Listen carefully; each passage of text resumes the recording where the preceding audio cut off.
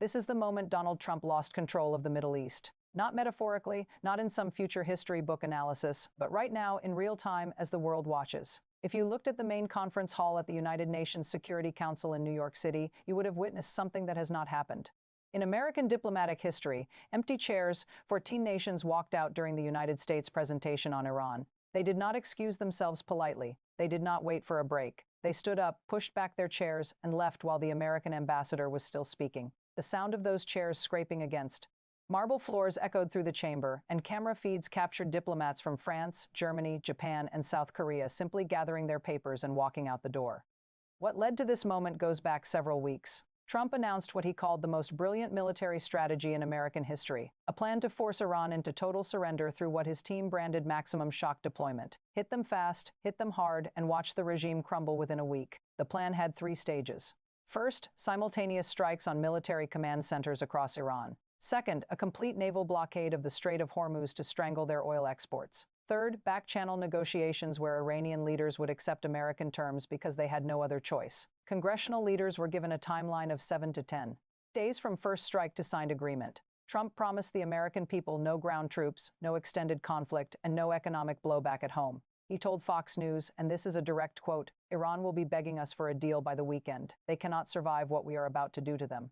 But the cost was never just the military operation itself. It was the destruction of diplomatic relationships that took decades to build. European allies specifically told the administration that unilateral military action without approval would fracture NATO cooperation. Japan and South Korea warned that closing Hormuz would devastate their economies and that they could not support it.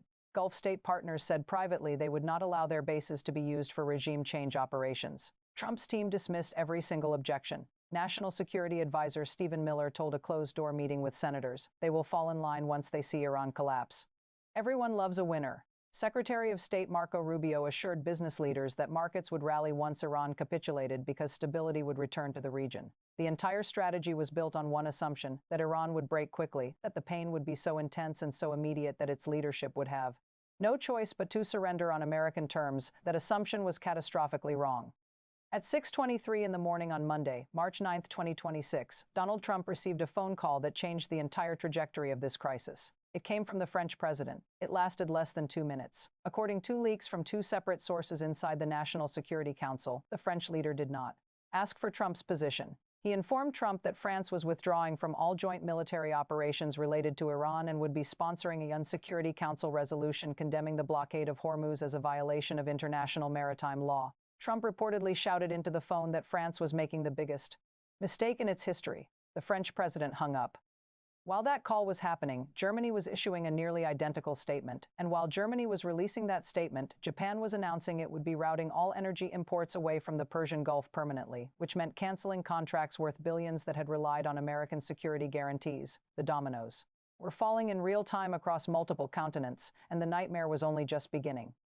At 9:15 that morning, the Dow Jones opened down 847 points, not because of Iran's military capabilities, but because Goldman Sachs had released a research note titled Diplomatic Isolation Premium, explaining that American credibility had become a market risk factor. The note specifically cited the fact that traditional allies were now publicly breaking with Washington during an active military operation. By 10:30, the drop had reached 1,143 points. While markets were in freefall, Trump was in the Oval Office on another call, this time with the Saudi Crown Prince. Sources who were in the room described Trump as visibly agitated.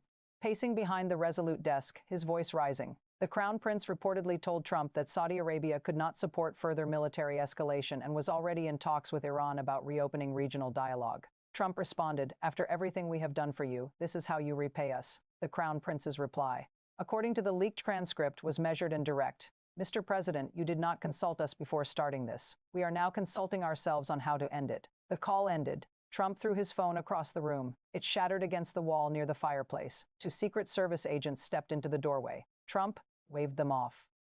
That same afternoon, at p.m., the moment that will define this entire crisis took place. Iran's foreign minister appeared simultaneously on Al Jazeera, CNN International, and BBC. He was calm, he was prepared, and he delivered a statement that the White House still has no effective response to. He said the United States had offered Iran a ceasefire 3 times in the past 2 weeks, and each time had attached conditions requiring Iran to surrender sovereignty. Each time they leaked to their media that an agreement was close to make themselves look strong. Each time Iran clarified it had agreed to nothing. He told the world that they watched 14 nations walk out of the Security Council, watched America's closest allies refuse to support the action, and that Iran's position was now final. They would not accept ceasefires that were really surrenders. They would not negotiate under blockade. They would not end the conflict until Hormuz was reopened and all foreign military forces withdrew from their maritime borders. Then he said the part that is still playing on every news network across the globe. President Trump can call this a peace offer. The world sees it for what it is: desperation.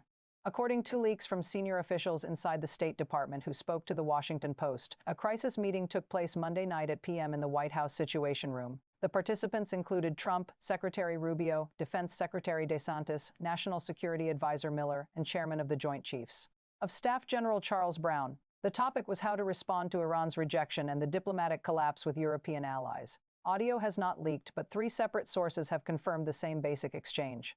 General Brown opened with a military briefing. He explained that the blockade of Hormuz was sustainable for another 3 weeks at most before logistics became critical. He noted that Iran's retaliatory strikes had damaged 2 American destroyers, killed 19 service members, and hit targets in Bahrain and Kuwait that were supposed to be protected by American air defense systems. Trump interrupted with a simple question: are we winning or not? General Brown paused before answering.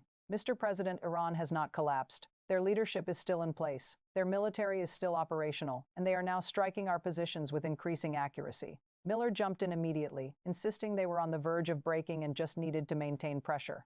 Rubio spoke next. His tone, according to sources, was measured but firm. He told the president they had a diplomatic problem that was becoming a strategic crisis. France, Germany, Japan, and South Korea had all broken with the United States publicly. The Saudis were hedging. The Way was in direct talks with Tehran, half of his counterparts. In European capitals would no longer take his calls. Trump responded that they didn't need them, that they never had. Rubio pushed back directly. Sir, the reason Iran is not negotiating is because they see our allies abandoning us. They think they can wait us out, and based on what I am seeing, they might be right. The room went silent. Trump stared at Rubio. Then he turned to DeSantis and asked what he recommended. DeSantis said they could escalate militarily, hit more targets inside Iran, send special forces in for direct action against leadership, but that doing so without allied support or uncover would cross into territory that could trigger a regional war pulling. In actors they could not control. Trump stood up from his chair. So everyone in this room is telling me we should just give up. Just let Iran humiliate us. Nobody answered immediately. Then Miller said they should double down, make it so painful Iran has no choice. General Brown responded quietly, with respect, that has been the strategy for 6 weeks. It has not worked. It was a cold, calculated assessment from the military's top officer, not insubordination, just operational reality. And in that moment, according to sources, Trump understood that even his own generals were telling him the plan had failed. The meeting ended at 11:17 p.m. No decisions were made. No new strategy was announced. Trump walked out first. Miller followed. The rest stayed in the Situation Room for another 40 minutes discussing contingencies without the president present.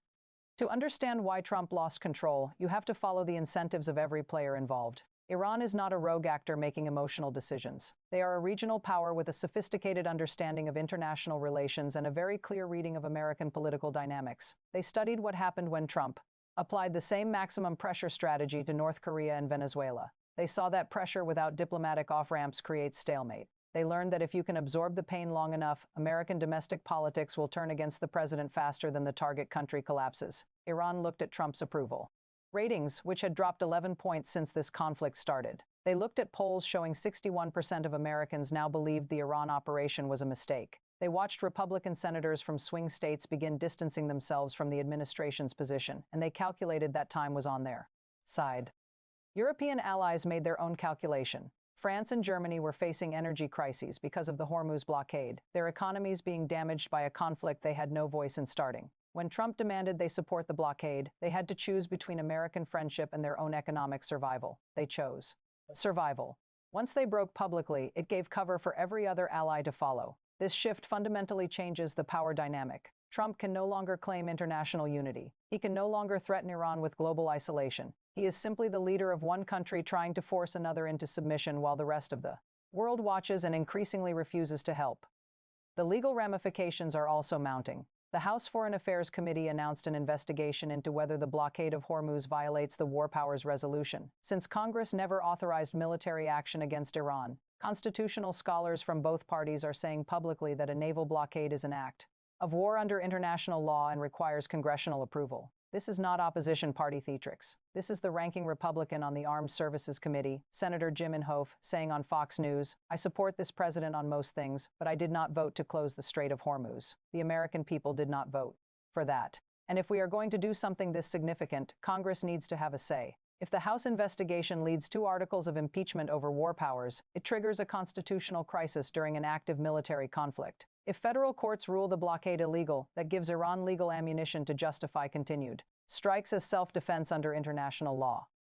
The domino effect in front of us is unavoidable. If Trump refuses to reopen Hormuz, energy markets stay destabilized. If energy markets stay destabilized, inflation keeps rising. If inflation rises, the Federal Reserve has to choose between raising interest rates during a geopolitical crisis or letting prices spiral. If rates rise, growth slows. If growth slows during an election year, Trump's numbers drop further. If his numbers drop, Republican senators in competitive races start breaking with him publicly to save themselves. And China is watching all of this very closely. They see American allies refusing to support Washington. They see European powers making independent decisions that contradict American strategy. They are calculating exactly how much room they have to challenge American positions in the South China Sea, in Taiwan policy, in trade negotiations. A weakened America with fractured alliances is an opportunity, and Beijing will not waste it. Russia is watching too, wondering if this is the moment to test American resolve in Ukraine or in other contested regions where Moscow has interests.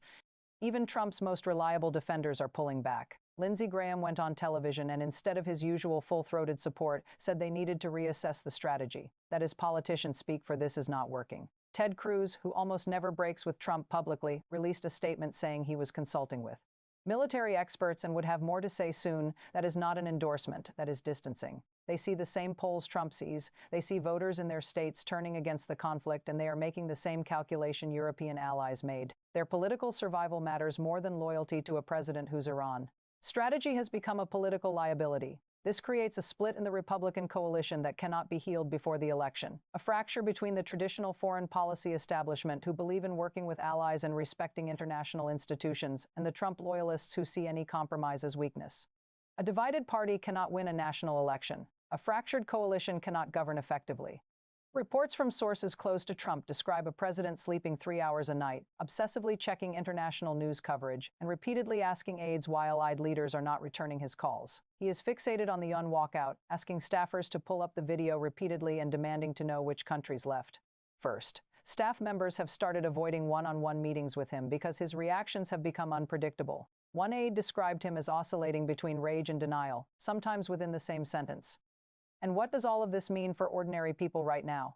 If you are planning to drive anywhere this spring, gas prices are projected to hit $5 per gallon nationally by April, with some markets seeing $6 or higher. The Hormuz blockade has removed approximately 18 million barrels per day from global markets, even though the United States produces its own oil. Prices are set globally, and when supply drops anywhere, prices rise everywhere. If you buy groceries, you are about to feel this across every aisle. Shipping costs have increased 34% since the blockade started because cargo ships are routing around Africa instead of through the Suez Canal to avoid the conflict zone. That adds 2 weeks to delivery times and thousands in fuel costs per container, and those costs get passed directly to consumers. Food price inflation, which had finally started to stabilize, is now projected to spike again, with estimates ranging from 6 to 9% increases over the next quarter. If you have a $401,000 retirement account or any money in the stock market, you have already felt this. The S&P 500 is down 14% since this conflict started. That is not just numbers on a screen. That is retirement savings losing real value because investors no longer trust that American foreign policy is stable or predictable.